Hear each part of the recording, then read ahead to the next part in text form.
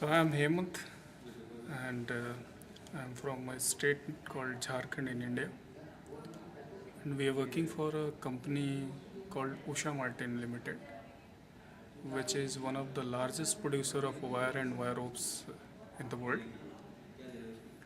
And we work for KGVK, which is the CSR arm of the company. And what we trying to achieve through the CSR activities is that we want to achieve the Millennium Development Goals in our area of operation by working through an approach of TVM, Total Village Management, what we call. Total Village Management is something new, probably, which you may not have heard in general parlance with the CSR initiatives of the different groups. It is a learning that has evolved by working with the community, where community is always at the center stage.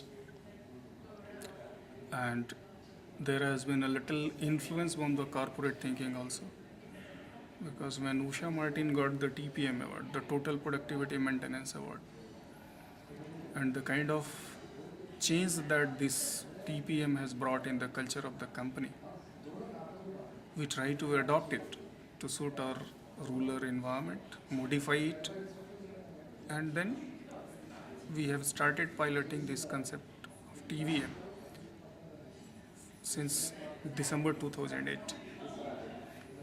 And what is new that the corporate learnings, the corporate philosophy, how do they increase their efficiency, effectiveness, the cost effectivity, and also the kind of operational management system that a corporate has, that we are trying to teach it to the community. Whether it is using like Pareto principle for identifying your priority areas or the priority challenges that you have, or using Ishikawa diagram or fishbone diagram for identifying like the different cause related to a particular result or the particular failure or success, and also putting the different challenges into a quality circle mode, where villagers sit together, they decide like what is the challenge that they are facing and what are the different solutions, and even in each solution they debate the effectivity of its implementation, the cost effectivity, and everything taken together they take a decision, and then they make their plan.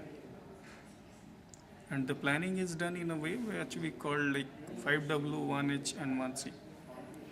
It's what we want to do, why we want to do, how we want to do, where we want to do, how we want to do, and where we want to do, who is going to do, where he is going to do,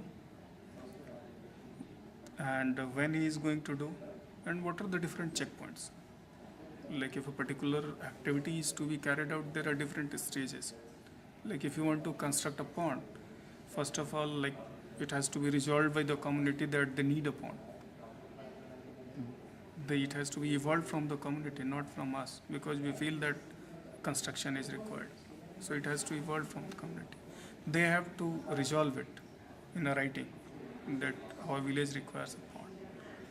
Then there will be an agreement between the person who is going to donate land for that pond and the village development committee, which is the apex body at the village level. So there has to be an agreement between these two so that there is no conflict. And then all the drawing, designing, estimation, the engineering part comes. And then also what we are trying that how do we impart training like engineering skills to a village level person.